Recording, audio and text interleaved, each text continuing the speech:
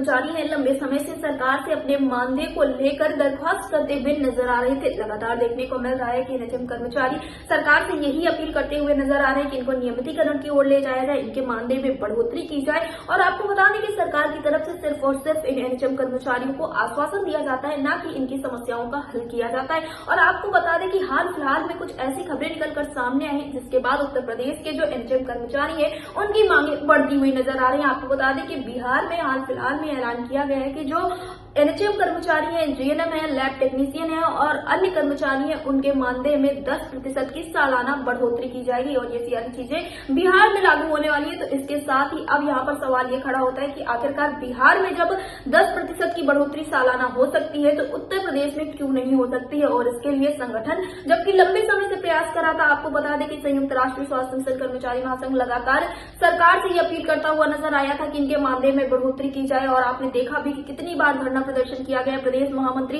योगेश उपाध्याय के संरक्षण में कितनी बार ज्ञापन पत्र सौंपे गए, लेकिन देखने को मिला कि अभी तक उत्तर प्रदेश सरकार की तरफ से कुछ खास नहीं किया गया। यहाँ तक कि आपने देखा ही कि विधानसभा में जिस तरह से ब्रजेश पाठक ने एनएचएम कर्मचारियों को दरकिनार कर दिया था, उसके बाद से तो एनएचएम कर्मचारियों की नाराजगी और बढ़ती हुई चली जा रही थी। वहीं बिहार में देखने को मिला कि सालाना 10% बढ़ोतरी लागू कर दी गई है। तो इसकी बात से ही जो एनएचएम कर्मचारी हैं उनके बीच में किस तरह की बातें हो रही हैं, आगे के लिए संगठन क्या कुछ रणनीति बना रहा है, इस विषय पर ज्यादा जानकारी के लिए अटल टीवी की टीम ने बातचीत की संगठन के महामंत्री योगेश उपाध्याय से। तो उनका क्या कुछ कहना था इन सारी चीजों पर, आप भी सुनिए। योगेश जी, आपका हमारे चैनल अटल टीवी पे बहुत बहुत स्वागत है।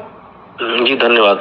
योगेश जी, जैसा कि देखने को मिला था कि यूपी में लगातार आप लोग सरकार से ये अपील करते हुए नजर आ रहे थे कि सरकार आप लोगों के मानदेय में बढ़ोतरी करे, नियमितीकरण की ओर आपको ले जाए, लेकिन वहीं पर देखने को मिला कि बिहार जो कि कहीं ना कहीं उत्तर प्रदेश से पिछड़ा समझा जाता है, वहां पर ऐसा देखने को मिला है, साफ तौर पर यह कह दिया गया है कि संविदा स्वास्थ्य कर्मियों के मानदेय में सालाना 10% की बढ़ोतरी की जाएगी, जिसके बाद अब कहीं ना कहीं उत्तर प्रदेश की स्वास्थ्य व्यवस्थाओं पर सवाल खड़े होते हुए नजर आ रहे हैं। क्या कुछ कहना है, क्योंकि वहां पर तो साफ तौर पर यह बातें कह दी गई है कि सालाना 10% की बढ़ोतरी होगी, लेकिन उत्तर प्रदेश में अभी कुछ ऐसा देखने को नहीं मिला है। जबकि देखने को मिला था कि अभी बजट सत्र के दौरान तो एनएचएम कर्मचारियों को उप मुख्यमंत्री जो ब्रजेश पाठक हैं उनकी तरफ से दरकिनार ही कर दिया गया था। जी बिल्कुल जी। एनएचएम बार बार भारत सरकार कहता है, जैसा मंत्री जी का स्टेटमेंट हमने बताया जी, भारत सरकार बार बार कहता है कि राज्य जो है स्वास्थ्य को देखे, स्वास्थ्य राज्य का विषय है जी। इसी क्रम में सारे प्रदेश अपने अपने यहाँ पे अच्छी व्यवस्था कर रहे हैं जी। और एनएचएम एक तात्कालिक उस समय की जरूरत थी, उसको लाया गया था, लेकिन धीरे धीरे फिर प्रदेश स्तर की व्यवस्था डेवलप की जाए, ऐसा बार बार सजेशन भारत सरकार से आता रहा है जी।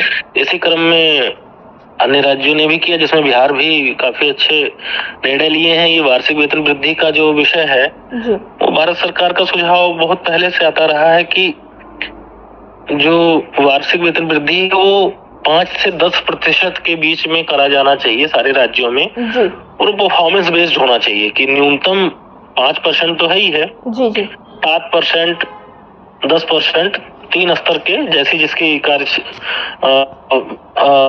उसके पूरे साल का जैसा कार्य रहे जी जी, उसके अनुसार उसका वार्षिक वेतन वृद्धि हो जी। तो बिहार में इसको 10% एक मुश्त लागू कर दिया गया, ये स्वागत योग्य है और कर्मचारियों कहीं ना कहीं मनोबल को बढ़ाने का काम करेगा जी। तो एक महंगाई के दौर में 5% वार्षिक वेतन वृद्धि से किसी का जीवन यापन करना बड़ा कठिन हो जाता है, क्योंकि वैसे ही ऑलरेडी वेतन भोगी होते हैं संविदा कर्मी जी। नीति के अभाव में उनको कोई अच्छी वेतन नहीं मिलती है, उसमें वेतन वृद्धि हो तो अच्छा रहेगा। लेकिन वहीं अगर वेतन की बात करें, बिहार में पहले से ही वेतन नीति लागू करते हुए बिहार में बहुत सारी योजनाएं हैं जो एनएचएम के हितकर हैं, एनएचएम कर्मचारियों के लिए अच्छी बनाई गई हैं। उसका प्रभाव उनके स्वास्थ्य व्यवस्था पर भी देखने को मिलता है। धीरे धीरे वो राज्य आधारित स्वास्थ्य व्यवस्था डेवलप कर रहे हैं बिहार में, जैसा भारत सरकार की मंशा है, और उस पर काफी कुछ काम कर चुके हैं वो जी। तो योगेश जी, आगे चलकर जैसा कि आपने देखा ही बिहार में इस तरह से लागू करने की बात कही गई है, तो क्या उत्तर प्रदेश में लागू करवाने के लिए संगठन की तरफ से कोई कदम उठाया जाएगा?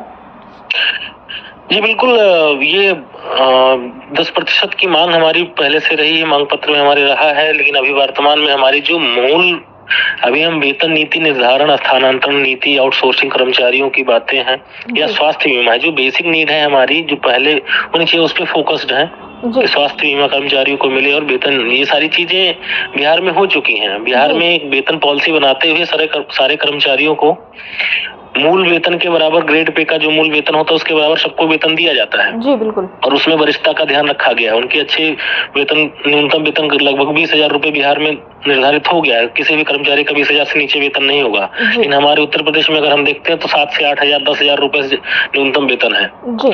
तो ऐसे बिहार में और नियमित नियुक्तियों में वरीयता 5% 5 अंक के हिसाब से 25 अंक है। नियमितीकरण की तरफ वहाँ पे प्रचलन में है। एक मुश्त 18,000 कर्मचारियों के लिए पब्लिक हेल्थ कैडर का निर्माण करके रेगुलाइजेशन की तरफ बढ़ रही है सरकार। ऐसे बहुत सारी वहाँ पे चीजें हुई हैं। इसके बाद वार्षिक वेतन वृद्धि पे भी कार्य हुआ।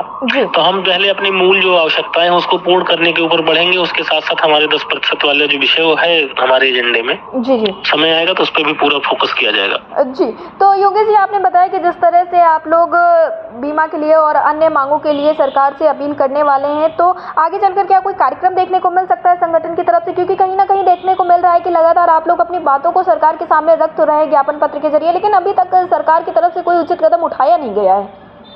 जी बिल्कुल, हमारा भी जो योजना है कि सरकार तक, जैसे 25 तारीख को ज्ञापन कार्यक्रम हुआ जी, फिर उसके बाद में माननीय विधायक जी के माध्यम से माननीय मुख्यमंत्री जी को पत्र लिखने का कार्य चल रहा है। जनपदों में लोग ज्ञापन दे रहे हैं। जनपद में किसी एक सक्रिय विधायक के माध्यम से माननीय मुख्यमंत्री जी को ज्ञापन भिजवाने के लिए हमारे जिला शाखा की टीम अपना काम कर रही है। ऐसे आगे चल के माननीय सांसद के माध्यम से या अन्य भी कुछ गतिविधि करेंगे और साथ में कर्मचारियों के माध्यम से ओपन फोरम से भी पत्र लिखाने का काम करेंगे। ये सब चीजें हमारा प्रयास है कि एक सार्वजनिक सामाजिक माध्यम से, समाज के माध्यम से हमारी बात सरकार तक पहुंचे। अभी ये योजना है, लेकिन इसको करते करते जब एक सामाजिक मुद्दे के रूप में आ जाएगा, सारे कर्मचारियों तक ये बात पहुंच जाए कि हम लोग कर रहे हैं, उसके बाद भी माननीय मुख्यमंत्री तक बात पहुंचती और समाधान नहीं होता है तो जाहिर सी बात है हम लोग आगे आंदोलन और बड़े कार्य बहिष्कार की तरफ बढ़ भी सकते हैं आवश्यकता पड़ने पर। जी योगेश जी, एयरटेल टीवी से जुड़ने के लिए धन्यवाद। धन्यवाद।